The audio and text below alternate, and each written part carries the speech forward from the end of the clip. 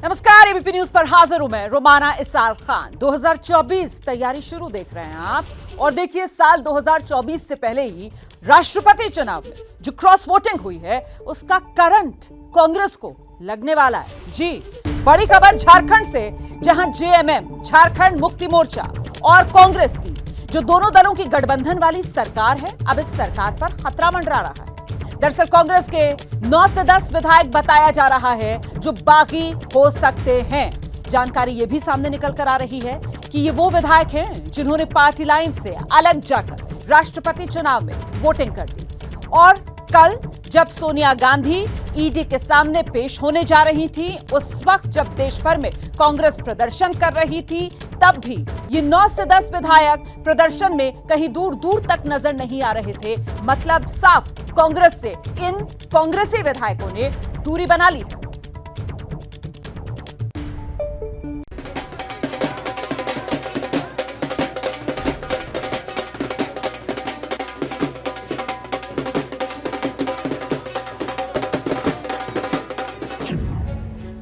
राष्ट्रपति चुनाव में द्रौपदी मुर्मू की जीत ने विपक्षी एकता को न सिर्फ तार तार किया, बल्कि आने वाले चुनावों के लिए खतरे की घंटी भी बजा दी है।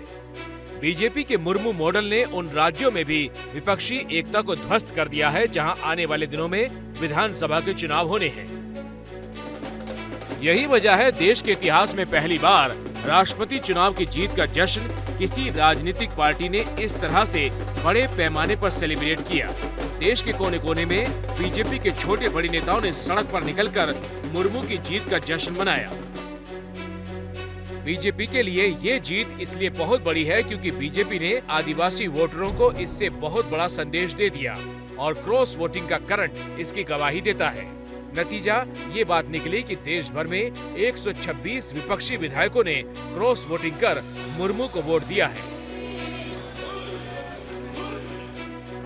इनमें असम के 22 एमएलए, मध्य प्रदेश में 18 एमएलए, महाराष्ट्र में 16 एमएलए, गुजरात में 10 एमएलए, झारखंड में 10, मेघालय में 7, बिहार में 6 एमएलए और छत्तीसगढ़ में भी 6 विधायकों ने मुर्मू के पक्ष में वोटिंग की। इसके अलावा यूपी, मेघालय, छत्तीसगढ़, गोवा, हिमाचल, हरियाणा, पश्चिम बंगाल और अरुणाचल में भी क्रॉस वोटिंग हुई। इनमें गुजरात, मध्य प्रदेश और छत्तीसगढ़ वो राज्य है जहां आदिवासी वोटरों की संख्या अच्छी है और यहां आने वाले दिनों में विधानसभा के चुनाव होने हैं। छत्तीसगढ़ में 31%, मध्य प्रदेश में 18% और गुजरात में 15% आदिवासी वोटर हैं। और इन राज्यों में विपक्षी एकता ने जो सेंध लगाई है उसके बारे में अनुमान ये है कि आदिवासी इलाकों से जीतने वाले विपक्षी विधायकों ने मुर्मू का समर्थन किया। ये वो राज्य है जहां चुनाव होने वाले हैं, जिसमें 6 महीने से 1.5 साल तक का समय है।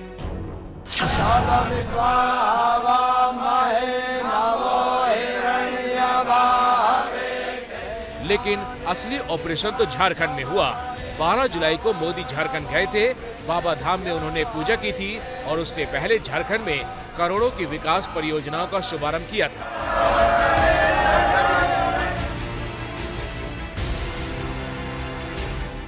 उसी के बाद ये चर्चा हो रही थी कि क्या झारखंड में हेमंत सोरेन पाला बदलने वाले हैं। इस चर्चा के बीच 3 दिन बाद ही 14 जुलाई को हेमंत सोरेन ने द्रौपदी मुर्मू को समर्थन देने का ऐलान कर दिया और अब जो जानकारी सामने आई है उसके मुताबिक झारखंड के 10 विपक्षी विधायकों ने मुर्मू को वोट किया है और ये विपक्षी कांग्रेस के विधायक हैं। सूत्रों के मुताबिक झारखंड में कांग्रेस के विधायकों द्वारा क्रॉस वोटिंग करने से पार्टी आलाकमान काफी नाराज है, लेकिन सरकार बचाने की मजबूरी की वजह से कोई कुछ औपचारिक तौर पर नहीं कह रहा। एबीपी न्यूज को सूत्रों से मिली जानकारी के मुताबिक 18 में से 9 से 10 कांग्रेस विधायकों ने क्रॉस वोटिंग की है। अब पार्टी को यह डर सता रहा है कि अगर ये विधायक सीधे झारखंड मुक्ति मोर्चा या भारतीय जनता पार्टी के संपर्क में हुए तो सरकार बचाना असंभव हो जाएगा। झारखंड की सरकार खतरे में है या नहीं, इस पर बीजेपी अभी पत्ते नहीं खोल रही। से 6 और झारखंड से 10 विधायकों ने क्रॉस वोट किया। क्या झारखंड की सरकार, जहाँ से यशवंत सिन्हा आते हैं, खतरे में है? जी ये मैं कुछ नहीं कहूँगा। ममता जी ने क्या कहा था? कांग्रेस पार्टी जिंदाबाद।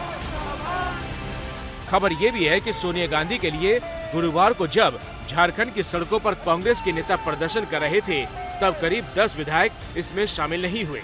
इसलिए चर्चा ये होने लगी कि क्या झारखंड में भी ऑपरेशन लोटस होने वाला है। झारखंड में तो क्रॉस वोटिंग का करंट देकर कांग्रेस के हाथ से सत्ता छीनने की कोशिश हो रही थी, तो उधर मध्य प्रदेश में क्रॉस वोटिंग की अहमियत इसलिए है क्योंकि यहाँ के बारे में कहा जाता है कि पिछले चुनाव में आदिवासी वोटरों की नाराजगी की वजह से ही बीजेपी सत्ता से बाहर हुई। मध्य प्रदेश में अगले साल के अंत में विधानसभा के चुनाव होने हैं। पिछले चुनाव में बीजेपी को हराकर कांग्रेस ने सत्ता में वापसी की थी, मगर बीजेपी ने जोर तोड़ से फिर सरकार बना ली। माना यही जा रहा है कि आदिवासी वोटरों पर पकड़ खोने के चलते ही बीजेपी पिछला चुनाव हारी, इसलिए इस बार आदिवासी वोटरों को लुभाने के लिए बीजेपी कोई मौका नहीं छोड़ रही। मुर्मू को राष्ट्रपति बनाकर बीजेपी ने आदिवासी वोटरों के बीच बड़ा संदेश दिया है। ये भारत के लोकतंत्र की खूबी है। अलग भाषा, अलग वेश, फिर भी अपना एक देश। भारत अनेकों रंग में रंगा है और जनजाति समाज हमारा प्रमुख अंग है।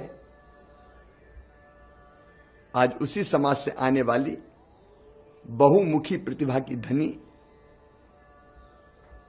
आदरणीय श्रीमती द्रौपदी मुर्मू जी अब भारत की राष्ट्रपति हैं। मैं हृदय से उनको बधाई देता हूं। साल 2013 में बीजेपी के पास मध्य प्रदेश में एसटी के लिए रिजर्व 47 सीटों में से 32 सीटें थी, लेकिन 2018 के चुनाव में बीजेपी को महज 16 सीटों पर जीत मिली, जो राज्य में बीजेपी के सत्ता से बाहर होने का प्रमुख कारण बनी थी। ये तो आंकड़े सिर्फ एसटी के लिए रिजर्व सीटों के हैं।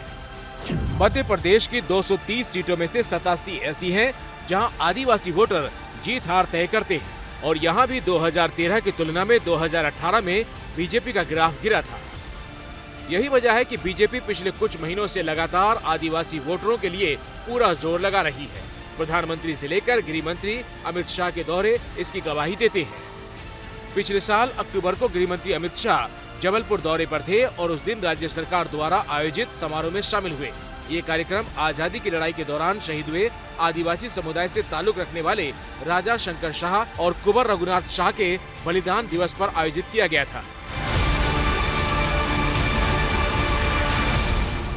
आदिवासी वोटरों को ध्यान में रखकर ही मध्य प्रदेश की शिवराज सरकार ने बिरसा मुंडा की जयंती यानी कि 15 नवंबर को जनजातीय गौरव दिवस घोषित किया था।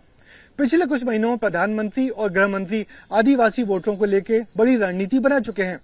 पिछले 7-8 महीनों में मध्य प्रदेश में आदिवासी वोटरों को जोड़ने के लिए, आदिवासी वोटरों पर अपनी पैठ बढ़ाने के लिए बीजेपी 5-6 बड़े प्रोग्राम मध्य प्रदेश में कर चुकी है। मध्य प्रदेश हो या झारखंड, गुजरात हो या छत्तीसगढ़, क्रॉस वोटिंग के इस करंट से विपक्ष हिला हुआ है और सत्ता पक्ष गदगद है। देखते जाइए क्रॉस वोटिंग का ये गेम क्या गुल खिलाता है।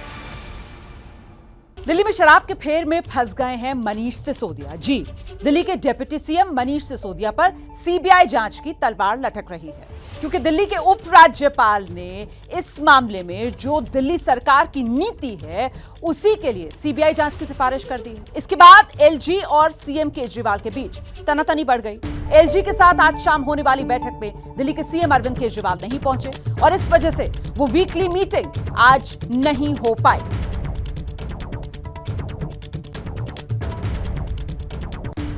मुझे पता चला कि इन लोगों ने मनीष सिसोदिया जी के खिलाफ कोई केस भेजा है सीबीआई को। कुछ दिनों के अंदर सीबीआई मनीष जी को गिरफ्तार करने वाली है। पहले ये तय किया जाता है कि किस आदमी को जेल भेजना है और फिर उसके खिलाफ एक मनगढ़ंत झूठा केस बनाया जाता है। जेल से हमें डर नहीं लगता। तुम लोग सावरकर की औलाद हो, हम लोग भगत सिंह की औलाद हैं। दिल्ली के सीएम अरविंद केजरीवाल के ये तेवर बता रहे हैं कि अपने डिप्टी सीएम मनीष सिसोदिया की घेराबंदी से वो कितने विचलित हैं। दरअसल दिल्ली के डिप्टी सीएम मनीष सिसोदिया दिल्ली सरकार की आबकारी नीति को लेकर बुरी तरह घिरते दिख रहे हैं, क्योंकि उन पर सीबीआई जांच की तलवार लटक रही है। ऐसा इसलिए हो रहा है क्योंकि दिल्ली के उपराज्यपाल विनय कुमार सक्सेना ने दिल्ली सरकार की नई आबकारी नीति पर गंभीर सवाल खड़े किए हैं।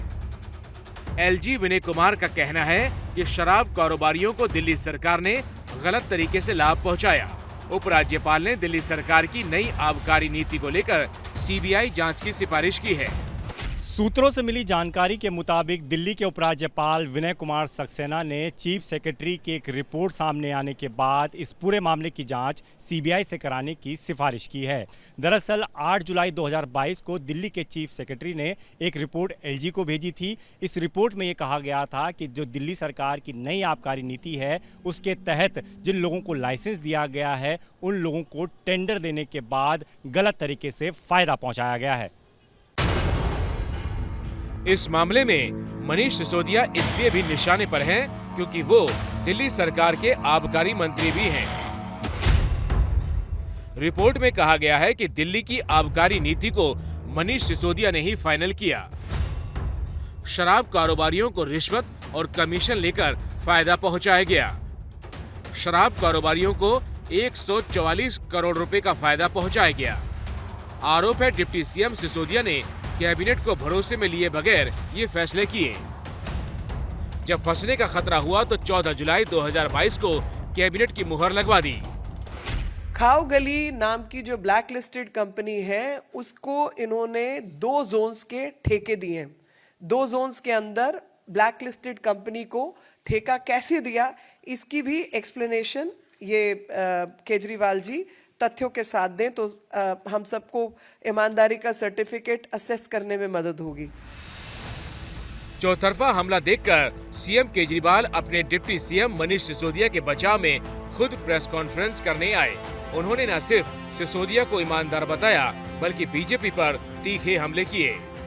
अब हमारे देश के अंदर एक नया सिस्टम लागू किया गया है। पहले ये तय किया जाता है कि किस आदमी को जेल भेजना है और फिर उसके खिलाफ एक मनगढ़ंत झूठा केस बनाया जाता है। मैं मनीष सिसोदिया को 22 साल से जानता हूँ।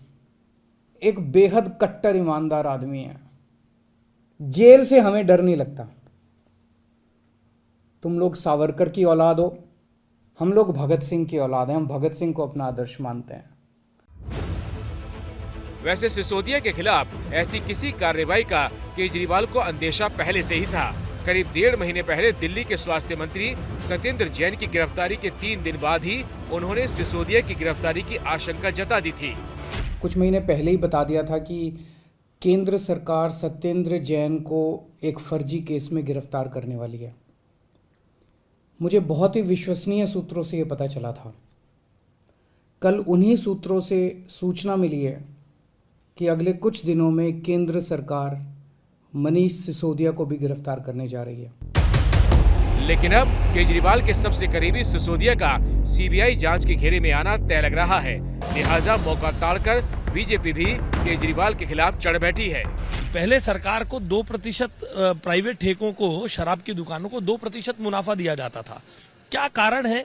सरकार ने इसमें 12% मुनाफा दिया है। कौन सी ऐसी सरकार के पास एजेंसी आई थी जो एक जोन कितने में रिजर्व प्राइस उसकी तय करेगी, कितने में रिजर्व प्राइस तय होगी और वो कितने में बिके, इसके लिए सरकार ने कौन से पैरामीटर्स, किसी के बारे में चर्चा नहीं की। इनको अपना नाम बदल के आम आदमी पार्टी बदल के ठेकेदारों की सरकार करनी चाहिए, ठेकों की सरकार करनी चाहिए। जिस तरीके से जब पूरा देश कोविड के समय जब दिल्ली को राशन की ज़रूरत थी तब इन्होंने माइग्रेंट लेबर्स को भगाया। जब दिल्ली में ऑक्सीजन की कमी थी तो ऑक्सीजन की ज़रूरत थी तो इन्होंने उस पर राजनीति के लिए उस समय इन्होंने ठेके खोले, लंबी लंबी लाइनें लगवाई। सारा विवाद दिल्ली सरकार की साल 2021-22 की नई आबकारी नीति को लेकर है, जिसमें कई बड़े बदलाव किए गए हैं। पहले दिल्ली में करीब 250 प्राइवेट शराब की दुकानें थी, लेकिन नई आबकारी नीति आने के बाद ये 850 तक पहुंच गई। यही नहीं, पहले के मुकाबले दिल्ली में शराब भी सस्ती हुई है। एलजी की ओर से सीबीआई जांच की सिफारिश दिल्ली सरकार को 48 घंटे के भीतर दूसरा झटका है। इससे पहले एलजी ने दिल्ली के मुख्यमंत्री अरविंद केजरीवाल के सिंगापुर दौरे वाली फाइल को वापस कर दिया था। और आइए अब बात कर लेते हैं बरसते मानसून की, जिसकी वजह से कई जगह बाढ़ तो विकराल हो गई है, लोगों पर मुसीबत भी टूट रही है। उत्तर प्रदेश हो, बिहार हो, यहां तक कि मध्य प्रदेश तक, हर जगह से हैरान और परेशान करने वाली तस्वीरें सामने आ रही हैं।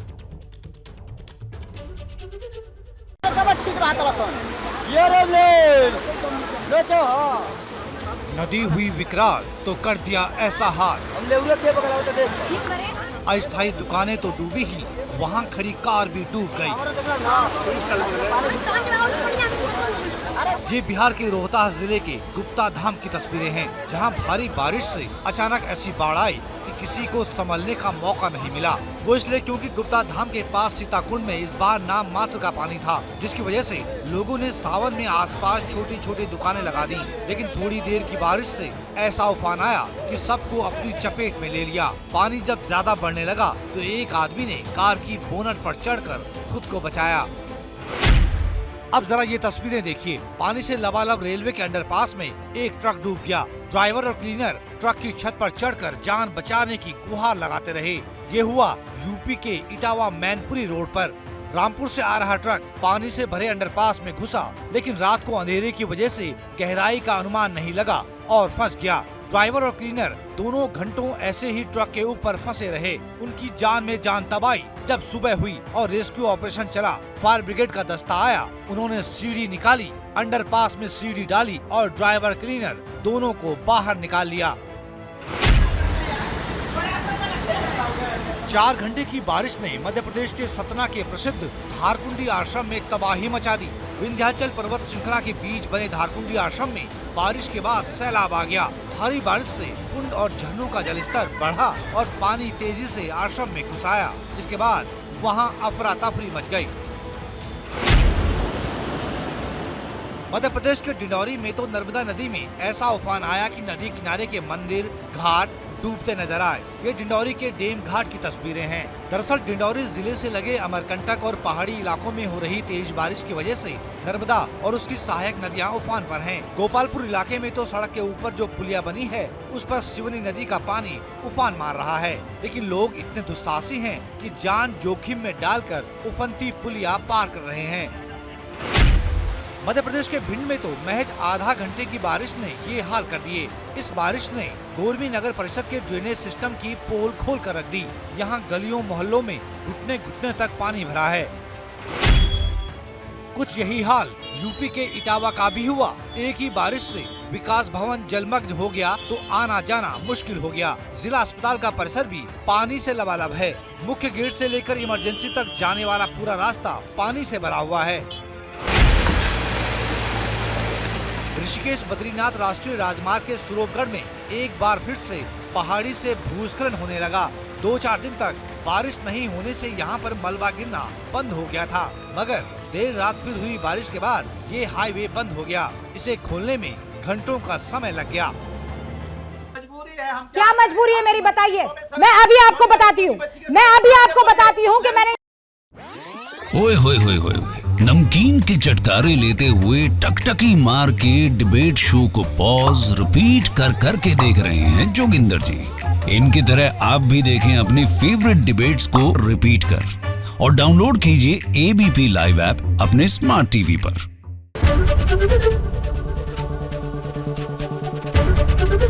एबीपी न्यूज आपको रखे आगे।